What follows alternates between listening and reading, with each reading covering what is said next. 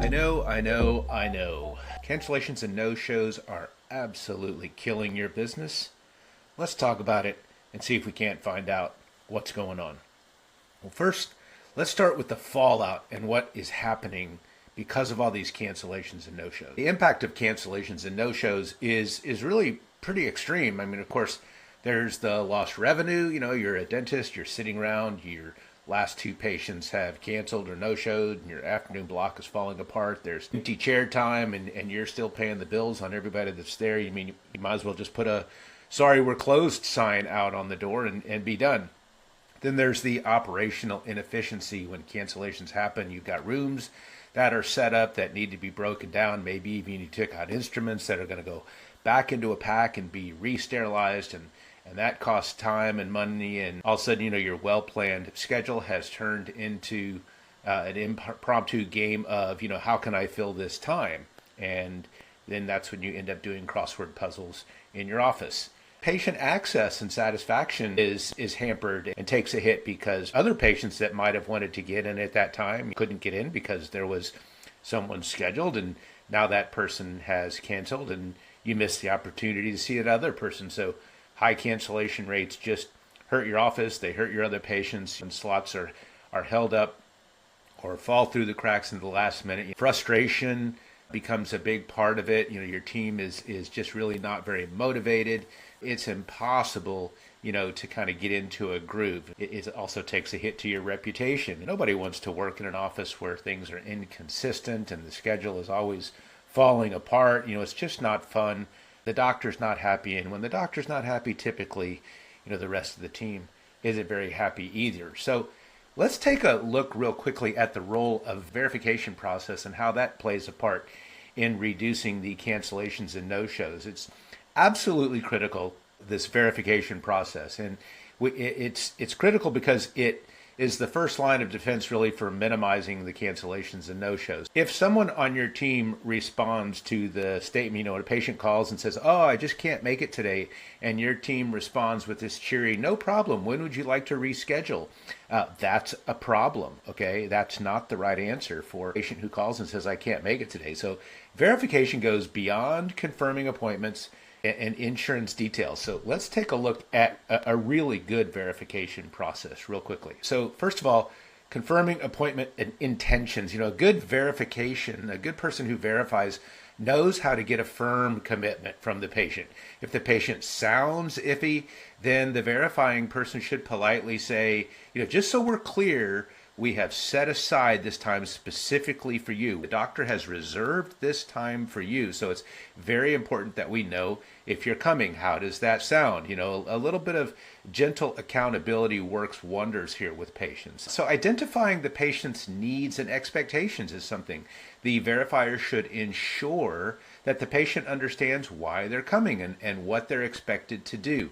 We need to add value to what we're suggesting that the patient do in order for them to get healthy. The right language here just makes patients feel a lot better about it. You know, again, it's not a spa day, it's a dental checkup. I get it, but we have to make sure that they understand the value, the needs, and the expectations. So the next thing is preparing patients for the appointment. This includes reminding the patient about required documentation or pre-appointment instructions. Could be an antibiotic that they have to take, or a co-payment, or a deductible that needs to be paid.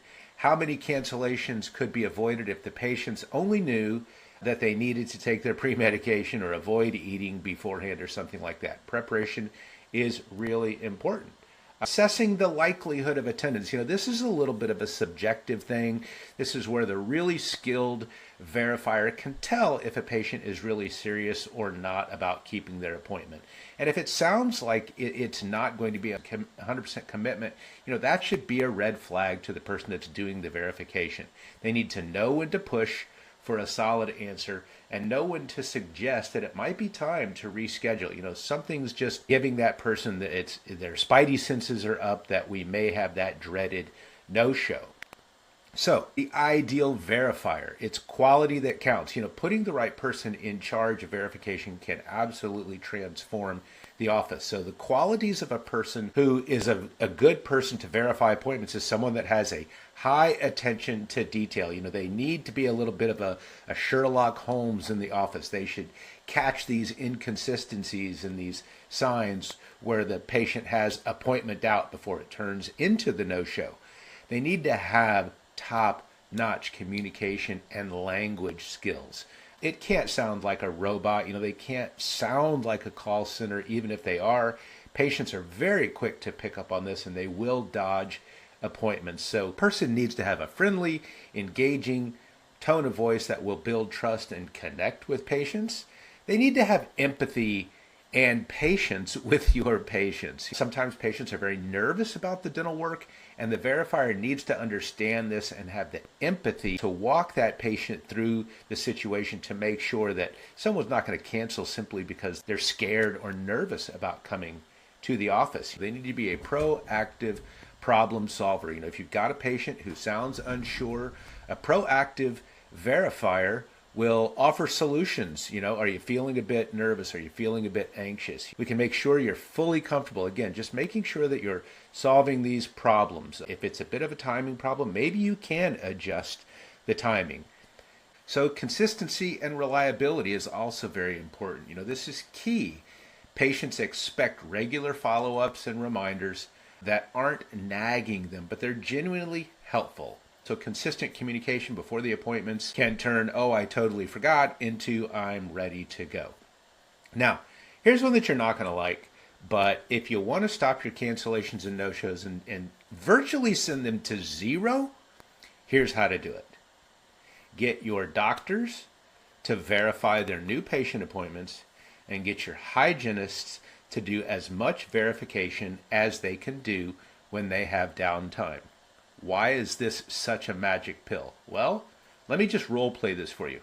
Hi, this is Dr. Moser. I was just calling for Carol. Carol, hi, this is Dr. Moser. I was just calling to let you know that I'm really excited to see you tomorrow at 9 o'clock. I understand you're coming to our office as a new patient, and I just want you to know that we will be ready for you at 9 o'clock. Hey, if you haven't filled out that new patient information that we sent to you online, that's a big help to us if you get that done. Big time saver for you.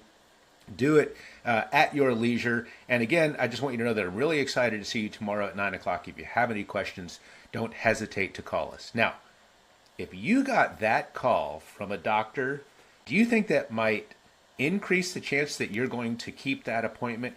It absolutely will. And then the same thing for the hygienist. And look, I'm talking about in your downtime, but let's face it, if your hygienist has an appointment on their schedule that is really a big appointment, a lot of production, maybe even an hour and a half of their time, it makes total sense for that hygienist to pick up the phone and do something very similar to what I just said that the doctor should do. They should be as bought into their schedule and their production as everybody else is. So I just don't think it's a big ask when people have time for them to sit down, pick up the phone, and make a few of those calls. Most of the time you're going to get voicemail anyway, but again, when the patient hears that the person that is actually going to be treating them is on the other side of the line, I think that you just have a much higher chance of that patient keeping that appointment. Last thing that I want to say about cancellations and no-shows is, how do you know if you're doing any good? Look, if you can't measure it, you can't improve it. It's just that simple. So we need to be tracking these things, cancellations and no-show rates. We need to be tracking the stability of the revenue. We need to be tracking patient satisfaction. So cancellations and no-shows, we know, absolutely drag down the dental practice. But assigning the right person to do the verification is a big step in the right direction. A good verifier is detail-oriented. They are empathetic. They're proactive. And they know how to delicately direct the patient into the proper places. So, I hope this video helped. Let us know.